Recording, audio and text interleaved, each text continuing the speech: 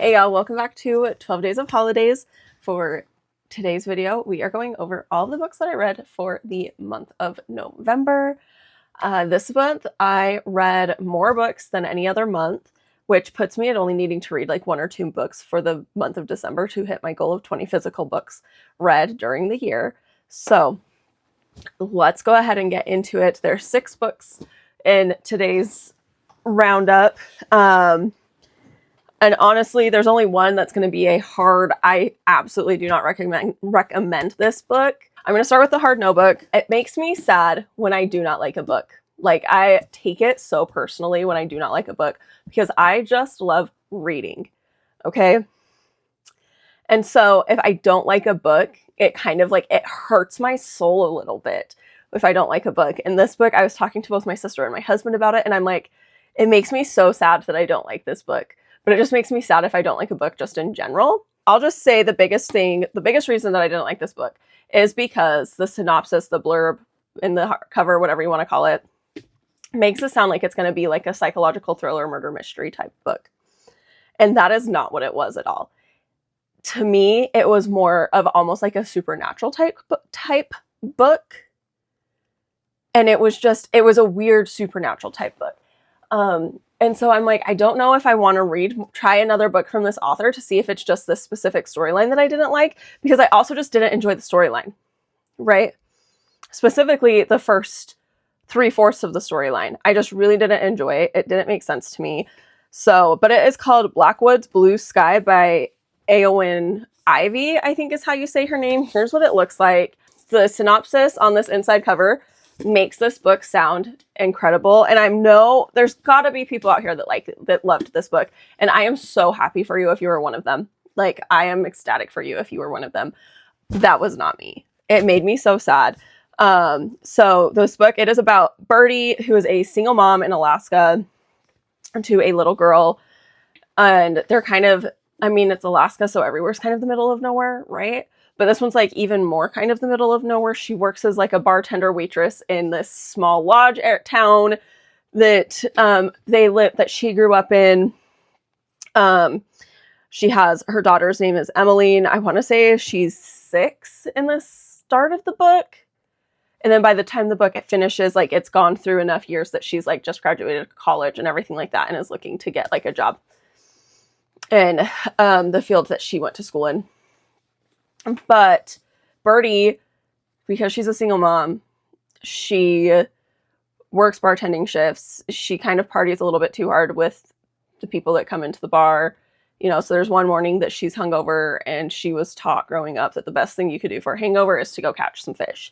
So she leaves to go catch some fish. Her daughter watches her leave and goes missing, like tries to follow her and goes missing. She gets found by the recluse of the town named Arthur, and Arthur and Birdie kind of start this relationship that gets to the point where Birdie takes Emmeline and moves to Arthur's cabin with him in the middle of nowhere. Like, it's a plane ride to get to his cabin. And so I had issues with Birdie as a character, because, like, why, first off? And then there's things that you learn about Arthur that it's like, what? Why did you stay instead of, like, leaving as soon as you were able to after you learned these things? And so the series of events that happens after, I can't tell you what it is because that's going to give away, like, a massive plot point in this story. But, like,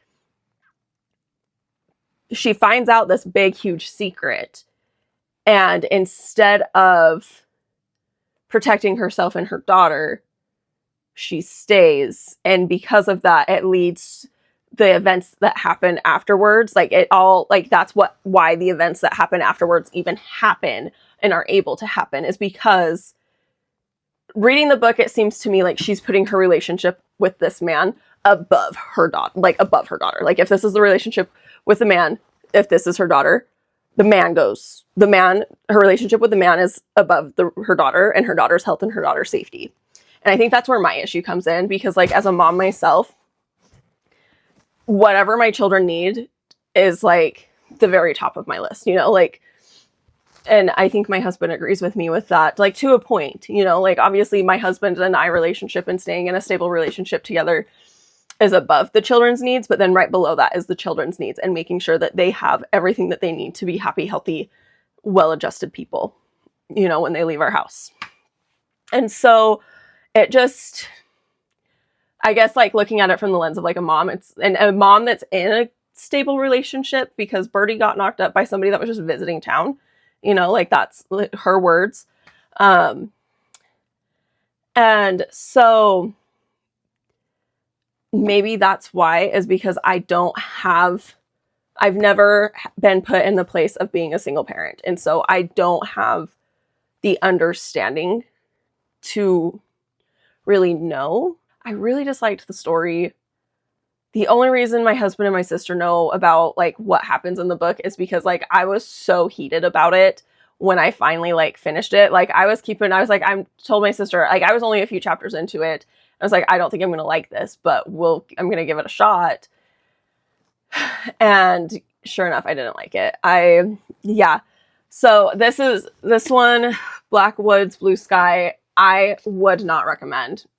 I can't recommend it. I mean, you can go read the blurb, read like all of the little like praise things on the back, see what you think. Go read other reviews.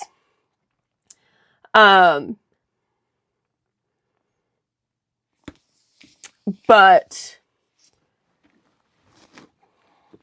it's a no for me. It's a no for me. I will probably end up donating this to a thrift store because I will never pick this up again.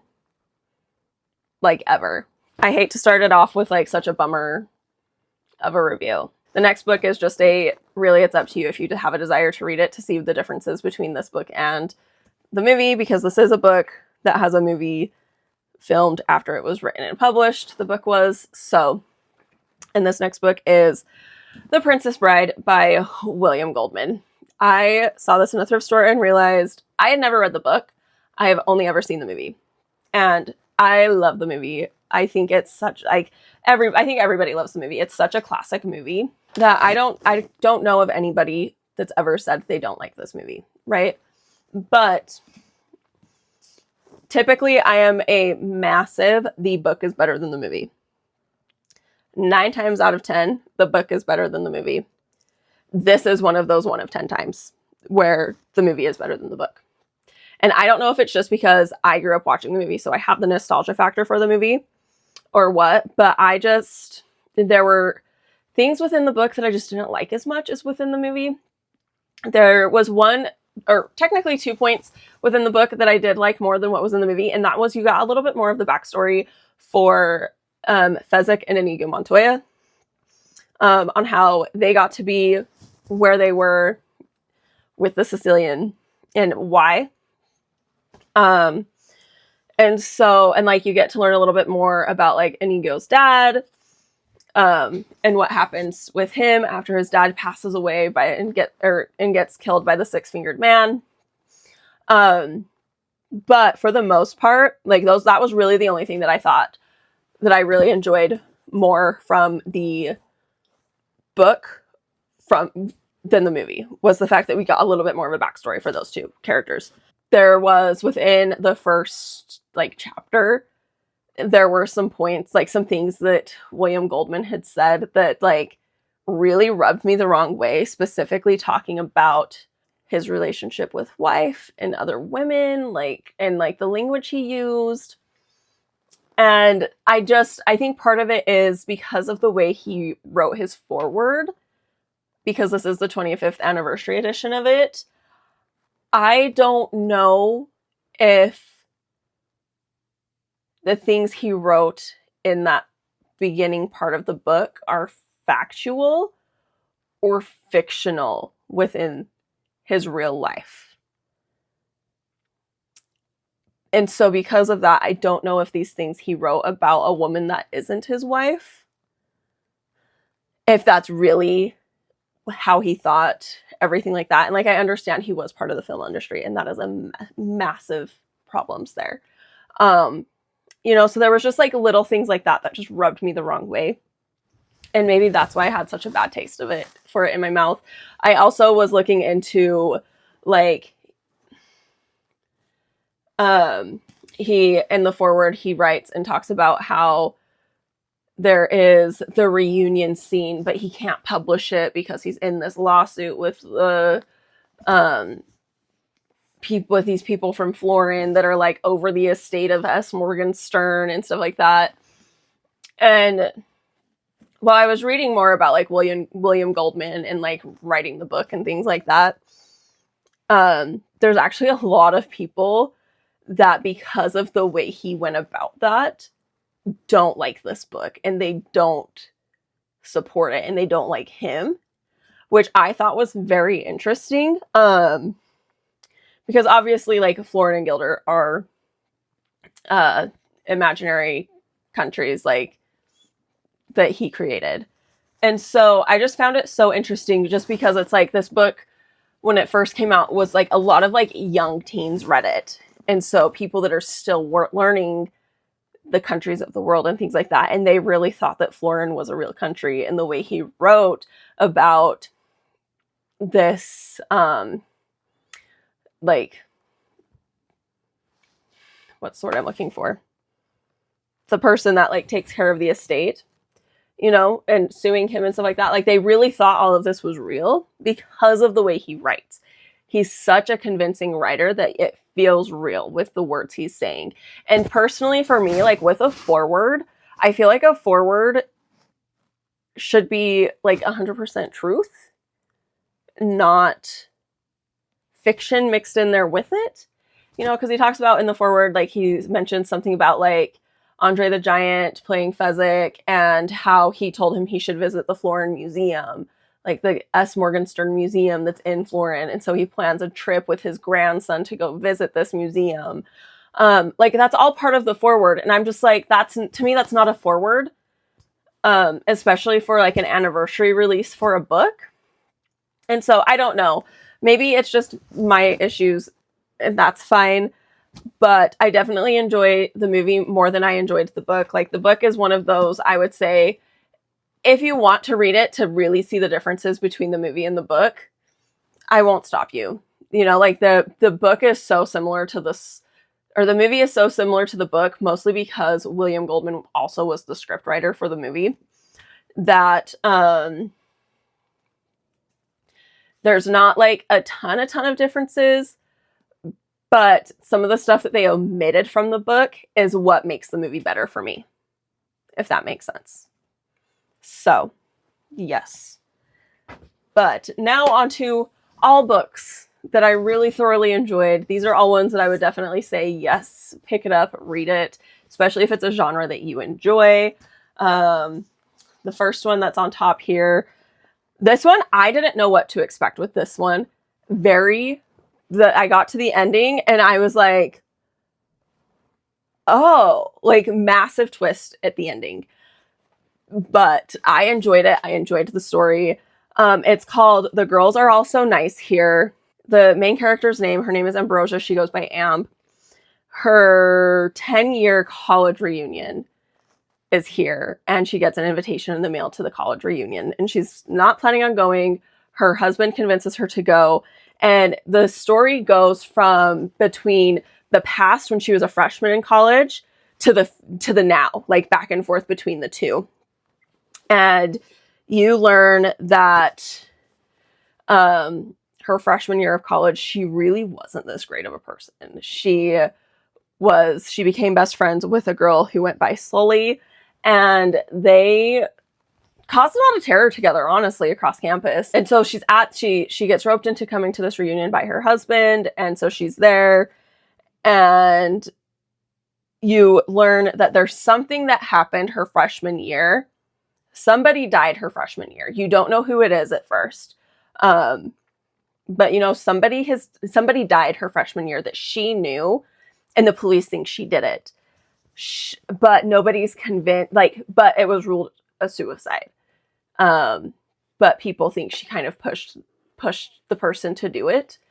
And so it's just really like the going back and forth between the two like time periods to put pieces together is so interesting. It was really well written. And then the very ending, like within the last 2 chapters, it's crazy. When you finally get to the end of like what's going on, she's getting these notes that she thinks is from their reunion committee. She realizes towards the end of the reunion they're not. So who's sending her these notes? And so once you learn who it is that sends who's sending these emails, and actually fully piece together everything that happened the night that that person died, it's just so good. It's just so good. I really enjoyed it. So yeah, this is one that if you were into these kind of more psychological thrillers, definitely read this one. Along the same lines of like psychological thriller, this one's not really a psychological thriller. It's more like a murder mystery. This one, I want to go in and read more of this author's books because it seems like his books, it's not a series, but they're all interconnected. So thankfully, he explains things enough within this book that I understood stuff that's mentioned from the previous book or books. Then, since I hadn't read it yet, like I picked this one up. I don't remember if it was like a thrift store or like an Overstock type store, but it is The Lockup by John Banville. So this one, it takes place in the 1950s Dublin. So post World War II, there is a Jewish girl that is found murdered. Well, she's found deceased in her car in a like car garage where you can like rent the space to go park your car. At first it's ruled suicide, and then the coroner is like, actually, I think it was murder. So they're trying to put together the pieces of this girl's murder, figure out who did it, and he's able to explain how he knows that it was not suicide, but actually murder instead. And he's not actually technically a coroner. He's a pathologist, but he is the coroner for the city. So they're investigating this death. The victim, the girl's older sister, is kind of helping them. And you also like learn some other things. And you think you know who it was. And then at the end, you learn that actually that's not who it was. Like there's other deaths that happen that this girl is connected to, like the people that die this girl's connected to. So they think they know who did it because of this, because they figure out who caused these other deaths. And then at the very end, you learned that actually, no, it was not these people. It was somebody completely different. It was really well written. There was also a lot of like other like side plot points, but those were the main plot. Like that's the main plot, is them attempting to solve this murder. The next book, this is the book that I read after reading Blackwood's Blue Sky. I needed a cleanser book. This book, I knew I enjoyed this author. I had read other books by her. I didn't think I had read this one, picked it up, started reading it, realized actually, yes, I have read this one, but that was kind of perfect for what I needed because it was just a quick, easy, like cleanse my palate type book. Because I knew I already had enjoyed this book in the past, you know, and it is King of Greed by, I think it's Ana Huang is how you say her name. Let me be so for real with you. This one is straight smut. Okay. Like the storyline between the two main characters is actually like, I feel like it's a story that a lot of married couples can relate to, like, the problems that they have. It is about, so this is actually the third in the series. It's called The Kings of Sin, but they're standalone books just within a series. So each book is about a different person. And so this one, it's Dominic and Alessandra. They've been married for, I think, 10 years in this book. But they end up getting a divorce, not because she doesn't love him anymore, but because he puts his work and money above her. And she's tired of playing second fiddle to his work. And so it's just about Dominic winning her back and changing his thought process and going to therapy to change his thought process and become the man that he was, that she fell in love with at the beginning of their relationship, instead of the man he was when their relationship ended. I thoroughly enjoyed all the books in this series. I think there's one more that I haven't read that came out after I read this one, but like the first two and this one, I enjoyed them. It was perfect for what I needed after reading the Blackwoods Blue Sky, because I didn't like that book so much that I just needed a palate cleanser. And this was the perfect palate cleanser book for me because it was a quick read because I'd already read it once. But also these books are just already quick reads for me, because they don't require a lot of thought process. That's why I like them. These are typically the types of books that I gravitate towards because they don't require thought process. They don't require deep thoughts, and that's what I like. That's one if you need just a quick, simple read, like not necessarily like a reading slump, like trying to figure out, but just something that's just quick, simple, like shut your brain completely off while you're reading. That's a great one to do that with. So, and then this is the last book from the month. I would say that this one or The Girls Are Also Nice Here is my favorite from the month of not October, the month of November. But also I just love this world and this author, and I was so sad when I learned about the problems that this author has had, because I'm not chronically online in the book world, if that makes sense, to know like problematic authors. And so when I saw that there were things that this author had been like called out for in the past that are like really problematic, like I think one of them was supposedly that she has some plagiarism, it just made me so sad, because this book world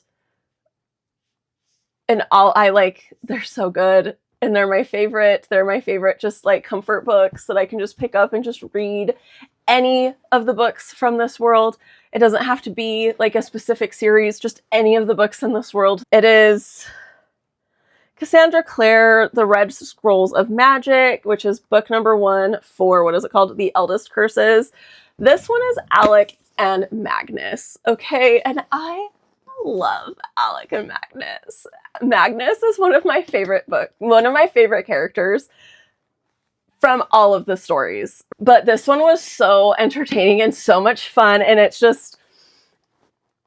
so fun reading about like Alec and Magnus and their relationship, especially because like within the Mortal Instruments, you see Alec's like growth, like his character arc and his character redemption and everything like that.